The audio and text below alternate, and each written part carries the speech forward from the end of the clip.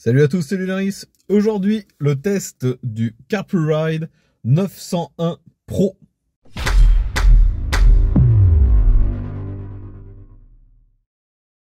Donc les amis, si vous suivez mes tests depuis assez longtemps, vous avez très certainement vu l'année dernière le test du Carpluride 7 pouces.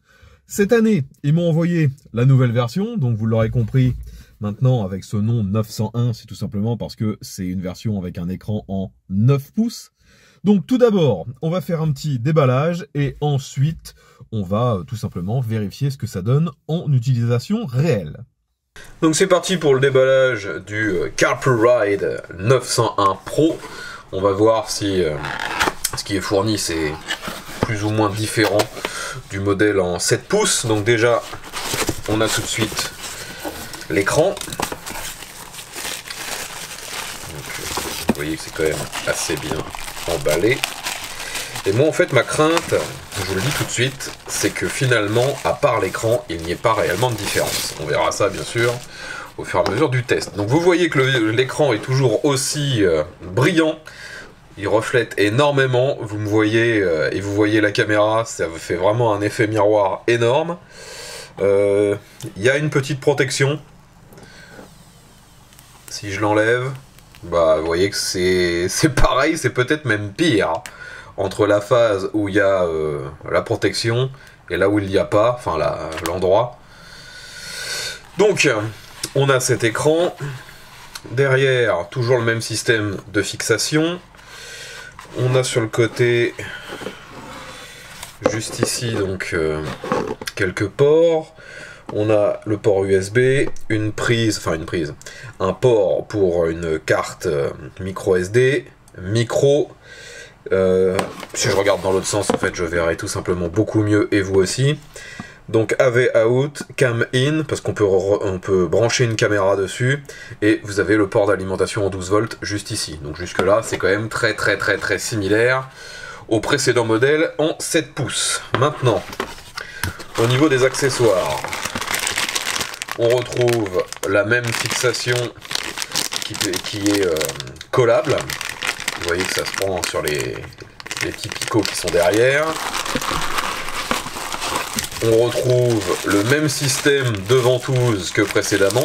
Et d'ailleurs, la ventouse est de qualité. Hein, j'ai jamais eu à m'en plaindre sur le précédent. On a un câble d'alimentation. De nouveau, ça a l'air d'être le même que précédemment. Un câble jack.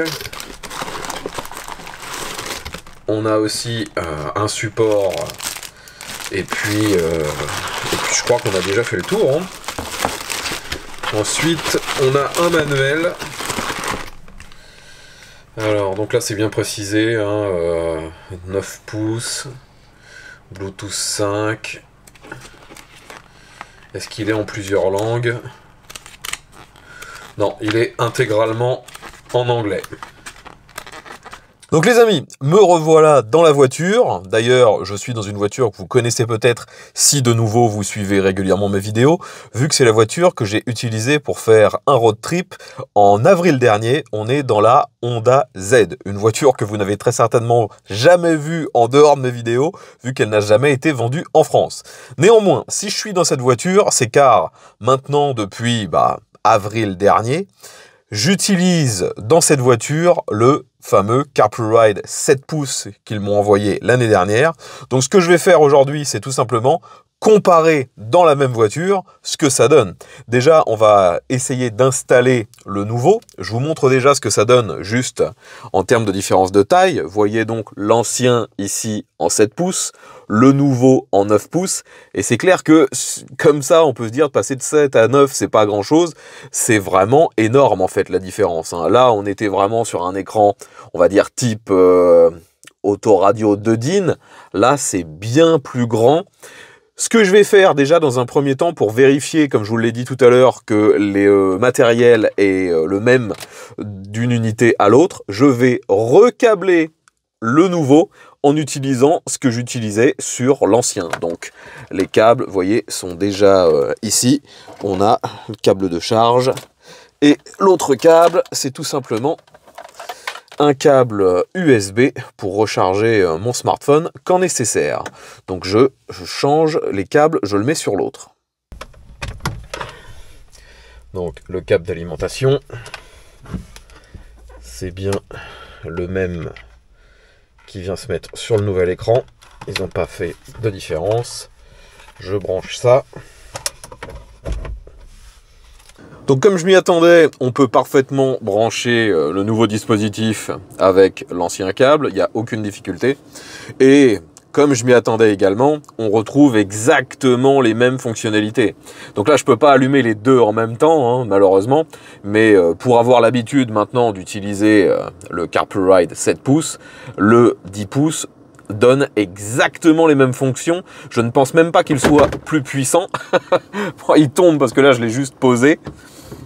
J'ai pas utilisé le support. Donc, si je reviens sur les fonctions de base. Donc là, on est sur Android Auto. Hein.